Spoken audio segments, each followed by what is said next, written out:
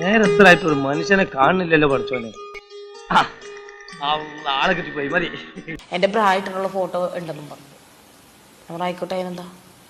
ബ്രാ നല്ല ബ്രാൻഡുള്ള ബ്രായാണ് വെച്ചേക്കണേ. അവക്കടെ സൈസ് എത്ര ആയിരിക്കും മച്ചാൻ?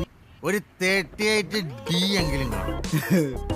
അതുണ്ടാവും മച്ചാൻ. എന്തായാലും 1200 രൂപ. ഞാൻ പുറത്തിറങ്ങി ഈ ഷർട്ടിനെക്കാട്ടും വില എന്റെ ഉള്ളിൽ കിടക്കുന്നതിനുണ്ട്. പിന്നെ ഈ കാഴ്ച കുഴപ്പമൊന്നുമില്ല. പോടാന്ന് പറഞ്ഞു. 2 പാവയ്ക്ക തൂങ്ങിക്കിടക്കണണ്ട. ഇങ്ങനെയൊക്കെ ജീവിക്കണം എന്നുണ്ടെങ്കിൽ ഭയങ്കര ധൈര്യം വേണം. എന്ത് ചെയ്യുന്നു? അതാ ഷേപ്പ് കണ്ടപ്പോഴേ തോന്നി. ധൈര്യോ എന്റെ പൊന്നെ കുറച്ച് കൂടുതലാ ഞങ്ങക്ക്. നിക്കെന്താണെന്നറിയില്ല. ഞാൻ എല്ലാ ദിവസവും വെട്ടിപ്പുഴുങ്ങി തിന്നെ ധൈര്യമാണോന്ന് എനിക്ക് ഡൗട്ടുണ്ട്.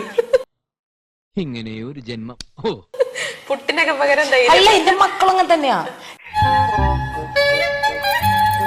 എനിക്കിപ്പോ ഡേറ്റിങ്ങിന് വരുമ്പോ ഓരോരുത്തർ പ്രപ്പോസ് ചെയ്യുമ്പോഴത്തേക്കും ഞാൻ എന്റെ മക്കളും മുമ്പ് സംസാരിക്കും. എന്റെ മക്കളെയും പരിചയപ്പെടുത്തും. മക്കള് പറയും ഇത് ചിലത് പറയും അമ്മ വേണ്ടട്ടാ. അമ്മ ഡേറ്റിങ്ങിന് പോയി ചായ കുടിച്ച് ഇപ്പുറത്ത് വരുമ്പോഴത്തേക്കും ചിലപ്പോ അയാളെ പിടിച്ച് ദൂക്കത്ത് നിലത്തടിച്ചിട്ടായിരിക്കും വന്നേക്കണേ. 10 രൂപ കൊടുക്കാന്ന് പറഞ്ഞ പൂരപ്പറമ്പിൽ പബ്ലിക് ആയിട്ട് മൂത്ര വയ്ക്കുന്ന കക്ഷി. അതുകൊണ്ട് ആ ക്യാരക്ടർ വേണ്ട, കൊള്ളൂല. നമ്മൾ സെറ്റ് ആവില്ല. മോൻ പറയും, മോനും മോളും. ഞാൻ പോകുമ്പോഴത്തേക്കും ഡ്രസ്സൊക്കെ അവരെ അമ്മ ഞാൻ ചോദിക്കും മക്കളെ ഇതെങ്ങനെ ഉണ്ടാ, ഇന്നിപ്പോ വൈകുന്നേരം പബ്ലിക് പോകണം.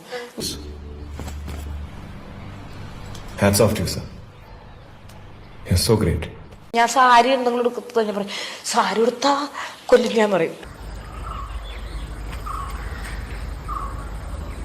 എന്തൊക്കെയാണ് ഈ കൊച്ചു കേരളത്തിൽ സംഭവിക്കുന്ന? ഇഷ്ടപ്പെട്ടെങ്കിൽ ലൈക്ക് ചെയ്യണം, കമന്റ് ചെയ്യണം.